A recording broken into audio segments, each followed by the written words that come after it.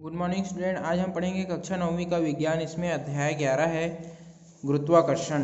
अध्याय 11 क्या है? गुरुत्वाकर्षण। गुरुत्वाकर्षण में देखेंगे द्रव्यमान एवं भार। इस सब न्यूमेरिकल प्रश्न हमने पढ़ चुके थे और ये HW में भी दे दिए थे। इसको मैं एक बार बता भी देता हूँ कि क्या था इसमें। एक गेंद को 6 सेकंड, एक गेंद को जब फेंकते हैं ऊपर तो वह 6 सेकंड पश्चात वापस लौट आती है। ठीक है, तो गेंद किस वेग से ऊपर गई, गेंद की अधिकतम ऊंचाई क्या थी, 4 सेकंड पश्चात गेंद की स्थिति क्या रहेगी। ठीक है, तो ये देखते हैं। गेंद की प्रारंभिक वेग u 0 थी, गेंद की अंतिम वेग v जो है, गेंद की प्रारंभिक वेग, वो जिस वेग से गति करना स्टार्ट किया वो वेग याद करनी है। ठीक है, किस वेग से गेंद ऊपर तो प्रारंभ किए तभी तो ऊपर जाना स्टार्ट करेगा, तो वो जिस वेग से गति करा वही फेंकी गई वेग कहलाएगी। ठीक है, गेंद की अंतिम वेग जहां वह रुक गई वो सबसे ऊपर अंतिम वेग 0 हो जाती है। गेंद की अंतिम वेग क्या हो गई? 0। गेंद को ऊपर जाने में लगा समय 3 सेकंड। ऊपर जाने में कितना लगा समय? 3 सेकंड। और ऊपर जाकर वह रुक गई। ऊपर जाने में 3 सेकंड लगा और ऊपर जाकर वह रुक गई। तो वस्तु प्रथम 3 सेकंड में ऊपर जाएगी, फिर अगले 3 सेकंड में नीचे आएगी। अतः गेंद की पूरी दूरी तय करने में लगा समय 6 सेकंड है। गेंद का वेग क्या है? 0 है। कौन सा वेग? अंतिम वेग। प्रारंभिक वेग ज्ञात करना है। गुरुत्वाकर्षण नियतांक आपको T 10 है, 9.8 के लगभग समथिंग कुछ रहता है, उसको 10 मान लेते हैं। ठीक है, और ये क्या है? गुरुत्वीय त्वरण वही है जी। और ये देखना 3 मीटर प्रति सेकेंड, ये कितना लगा समय? 3 मीटर प्रति सेकेंड लगा। गुरुत्वाकर्षण बल विपरीत दिशा में गति करने के कारण ऋण चिन्ह लगाया गया है। ठीक है, इसमें ऋण चिन्ह लगाया गया है। अब देखना, ये इसलिए प्लस हो गया, ये माइनस था ऋण चिन्ह।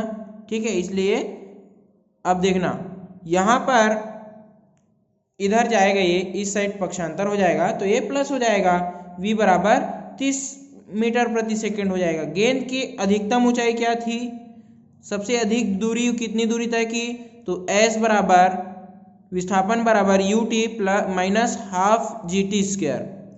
वो माइनस लगा है फिर इसमें भी।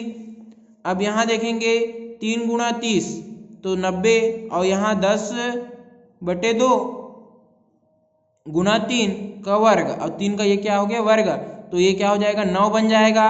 और 9 हम 90/2 45, तो 90 में 45 गया तो 45 मीटर आया। तो सबसे अधिक दूरी वो कितनी दूरी तय की? 45 मीटर दूरी तय की। उसके बाद वापस आते समय 1 सेकंड में वस्तु की दूरी तय की गई, कितनी दूरी होगी? वापस उसी वेग से आएगा तो s बराबर ut प्लस हाफ GT²। अब यहाँ वापस आ रहा है वो, तो यहाँ g का मान माइनस नहीं होगा, इसलिए प्लस वाले सूत्र में लगेगा। यहाँ g का मान माइनस इसलिए हुआ क्योंकि ये वापस आ रही है, ये ऊपर जा रही थी तो ये माइनस लगा, क्योंकि पृथ्वी की दिशा से विपरीत कार्य कर रही थी। यहाँ विपरीत कार्य नहीं कर रही है इसलिए नीचे आ रही है, यहाँ प्लस लग गया। अब s बराबर क्या हो जाता है? वह 1 सेकंड में कितनी दूरी तय करेगी? ut, उसकी स्थिति क्या होगी? ut, तो u क्या है? शुरुआत जब वो 0 था तो उसकी शुरुआत की गति क्या रहेगी? वेग क्या रहेगा? 0 रहेगा, इसलिए 0 हो गया। हाफ। अब यहाँ देखना g मान 10 है, समय क्या है? 1 सेकंड है तो ये 1 मीटर हो जाएगा। ठीक है, ये गुणा, ये स्क्वायर, 1 का स्क्वायर 1 ही होता है। अब ये 10 के साथ 1 का गुना हो जाएगा तो 10 ही होगा, और 10 में 2 को भाग दोगे तो 5 आएगा। 10 को 2 से भाग दोगे तो 5 आएगा। अतः 4 सेकंड पश्चात गेंद की स्थिति क्या होगी? 45 मीटर माइनस 5 मीटर बराबर 40 मीटर। ठीक है, इसके आगे नया प्रश्न देखते हैं। द्रव्यमान एवं भार। क्या आप जानते हैं कि जड़त्व द्रव्यमान पर निर्भर करता है? किसी वस्तु के पदार्थ की कुल मात्रा को हम वस्तु का द्रव्यमान कहते हैं। किसी वस्तु में यदि पदार्थ के कुल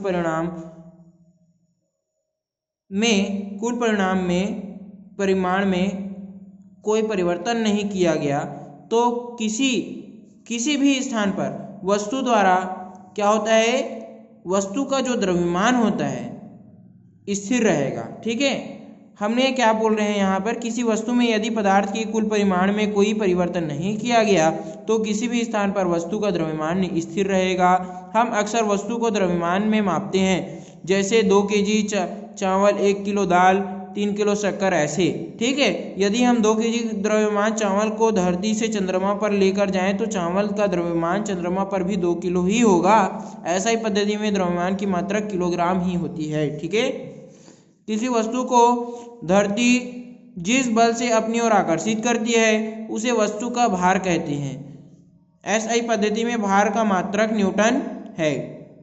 समीकरण 6 से हम जानते हैं कि पृथ्वी पर किसी भी सतह, ये देखना, निश्चित सतह पर mg किलोग्राम द्रव्यमान, ठीक है, m किलोग्राम द्रव्यमान की एक वस्तु पर पृथ्वी mg बल लगाती है, अर्थात m किलोग्राम द्रव्यमान वाली वस्तु का भार पृथ्वी की निश्चित सतह पर mg है।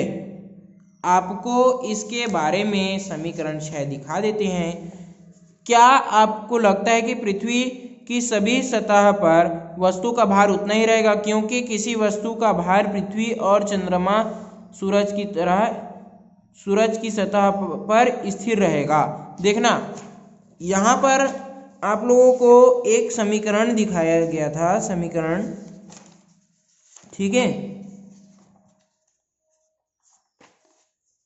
यहाँ F बराबर mg, यहाँ गुरुत्वाकर्षण बल g था, F द्रव्यमान m था और ये F न्यूटन था, ये F बल था। ठीक है, तो यहाँ पर आपने क्या बोला है कि अगर कोई द्रव्यमान जो निश्चित रहेगा उसको यहाँ से किसी भी स्थान पर अगर उसको स्थिति पर रखे जाएंगे तो उसका द्रव्यमान स्थिर ही रहेगा, बदलेगा नहीं। ठीक है, यही चीज को बता रहा था।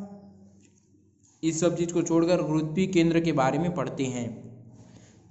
सेंट्रल ग्रेविटी, आपको पता है इस पेन को मैं एक ऐसे जगह से पकड़ सकता हूँ जहाँ से इसको एक बिंदी पर भी पकड़ने पर ये गिरेगा नहीं, जैसे कि यहाँ रख दिया तो एक नोक पर भी रखने पर ये पेन गिरे ना, ऐसी जगह से मैं इसको पकड़ सकता हूँ। ठीक है, कि ऐसे रखूंगा और ये बिना सहायता से ये गिरे ना। ये देखिए,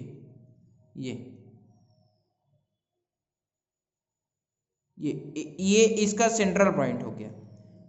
ठीक है, मतलब ये गिर नहीं रहा है यहाँ से, दोनों तरफ बराबर बल लग रहा है इसका, इसलिए ये गिर नहीं रहा है यहाँ से, देख लीजिए। तो इस तरह से कोई एक बिंदु में भी मैं किसी वस्तु को पकड़ूंगा तो वह नहीं गिरेगा, वही उसका गुरुत्वीय केंद्र कहलाएगा। उसके बारे में हम देखते हैं। आपने कभी मेले में या अपने घर के आसपास किसी बच्चे या बड़े व्यक्ति को मोटी रस्सी पर चलते देखा होगा। वह अपना संतुलन उस रस्सी पर कैसे बना पाता है? रस्सी पर चलते समय वह अपने दोनों हाथ को फैला देता है या कभी एक सीधी लंबी लकड़ी का सहारा लेता है। ठीक है, एक सीधी लंबी लकड़ी का सहारा लेता है। क्या आपने कभी सोचा है कि वह ऐसा क्यों करता है? क्योंकि वह दोनों तरफ के बल को बराबर, जैसे कि ये यहाँ सेंटर, अपने आप को सेंटर गुरुत्वीय केंद्र बनाना चाहता है और दोनों तरफ के बल बराबर रखना चाहता है। ठीक है, इसलिए वह ऐसा करता है। क्या कुर्सी पर बैठकर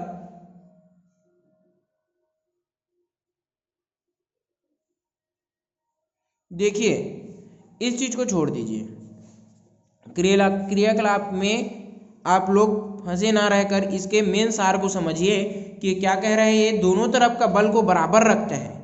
बराबर रखने के लिए वह ये लकड़ी का सहारा लेता है। ठीक है, किसी बांस की लंबी लकड़ी को हथेली पर संतुलित करने का प्रयास कीजिए, यह स्थिति संभव हो रहा है।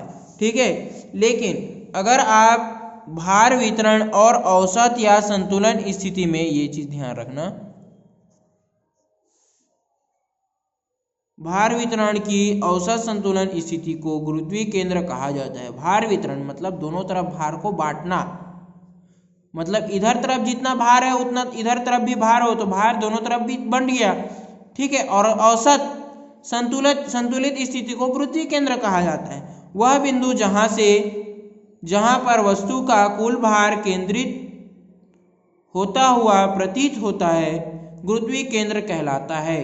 वह बिंदु जहां पर वस्तु का कुल भार केंद्रित होता हुआ प्रतीत होता है वह गुरुत्वीय केंद्र कहलाता है। गुरुत्वीय केंद्र का ज्ञात करना, 1 मीटर पैमाना लीजिए, अपनी उंगली पर इसे विभिन्न बिंदु से संतुलित रखने का प्रयास कीजिए।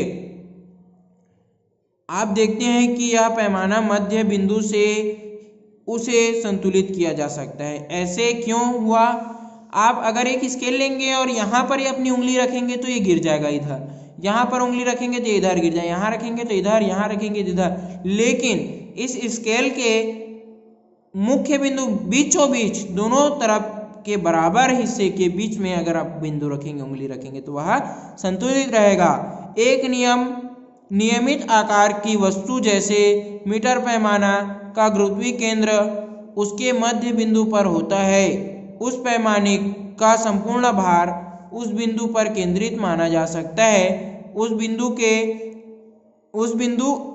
क्या बोल रहा है? उस बिंदु मतलब वो एक बिंदु जो रहता है उस बिंदु पर ही आधार देने के कारण संपूर्ण पैमाने को आधार प्राप्त होता है। मतलब सिर्फ एक बिंदु को मैं ऐसे उठा लूंगा तो पूरे पैमाने को आधार प्राप्त हो जाएगा, ठीक है।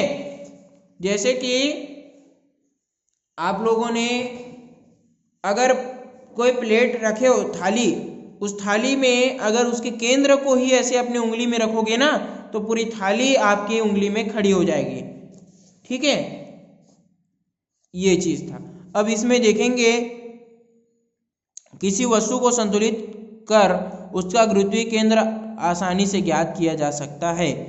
मीटर पैमाने के साथ साथ छोटे छोटे तीर गुरुत्वीय बल का प्रतिनिधित्व करते हैं। इन सभी का योग गुरुत्वीय केंद्र पर परिणामी बल होगा, ठीक है। ये जो नीचे आ रहे हैं वो सभी बल का योग ये केंद्र पर परिणामी बल होगा, ठीक है। यहाँ भार ऐसे लग रहा है, इस केंद्र से ज़्यादा भार लग रहा है सबसे अधिक, ठीक है। इसी चीज़ को बताया गया है। इसके आगे का चीज़ हम कल पढ़ लेंगे। आप लोग इसको फिर से टॉपिक को पढ़ेंगे, फिर से इस चीज़ को पढ़ के आएंगे, ठीक है।